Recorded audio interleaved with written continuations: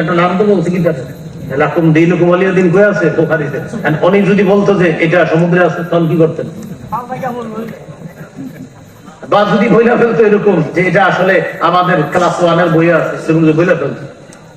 যাই হোক, আল্লাহ বাঁচাইছে, উনি অন্তত কোরআনের পরে সবচেয়ে গ্রহণযোগ্য যে কিতাবটা, এই কিতাবের নামটা বলছে যে কোথায় আছে, যদিও তার কথা সঠিক হয় নাই, আল্লাহ বাঁচাইছে, এটা কিতাবের নাম। তো যাই হোক, বলতেছে লাকুম দীনুকুম ওয়ালিয়া দিন, এটা বইলা বলতেছে ধর্ম যার যার উৎসব সবার। এই তাফসীর উনি কই পাই? আজকে থেকে আপনারা লাকুম দীনুকুম ওয়ালিয়া দিনের ব্যাখ্যাটা মনে রাখবেন।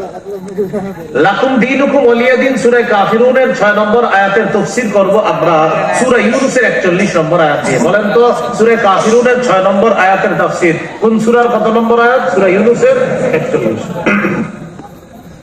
ওই আয়াতে আল্লাহ বলেন فَإِن كَذَّبُوكَ فَقُل لِّي عَمَلِي وَلَكُمْ عَمَلُكُمْ। নবী, তারা যদি আপনাকে মিথ্যাবাদী বলে, আপনি বলে দেন আমার আমল আমার জন্য, তোমাদের কর্ম তোমাদের জন্য। আনতুম বারিউনা মিম্মা আ'মালু ওয়া আনা বারিউম মিম্মা তা'মালুন। তোমাদের কর্মের সাথে আমি নবীর কোনো সম্পর্ক নাই, আমার কর্মের সাথে তোমাদের কোনো সম্পর্ক নাই।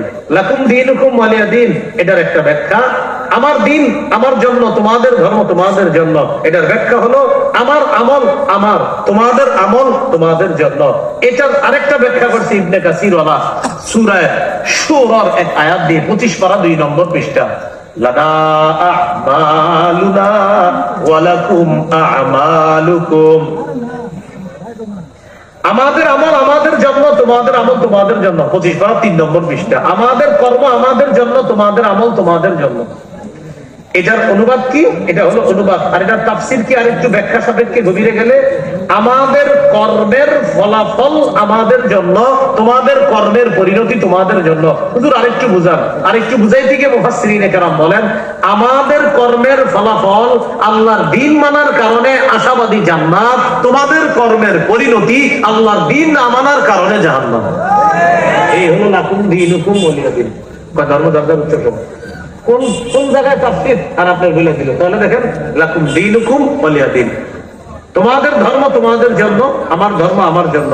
1 নাম্বার ব্যাখ্যা, আমার কর্ম আমার, তোমাদের কর্ম তোমার। তোমাদের কর্মের সাথে আমার সম্পর্ক নাই, আমার কর্মের সাথে তোমাদের কোনো সম্পর্ক নাই। 2 নাম্বার ব্যাখ্যা, আমাদের আমল এটার ফলাফল আমরা পাবো, তোমাদের কর্মের ফলাফল তোমরা পাবা। 3 নাম্বার ব্যাখ্যা, আমাদের আমলের ফলাফল ইনশাআল্লাহ জান্নাত, তোমাদের কর্মের পরিণতি আল্লাহকে না মানার কারণে জাহান্নাম।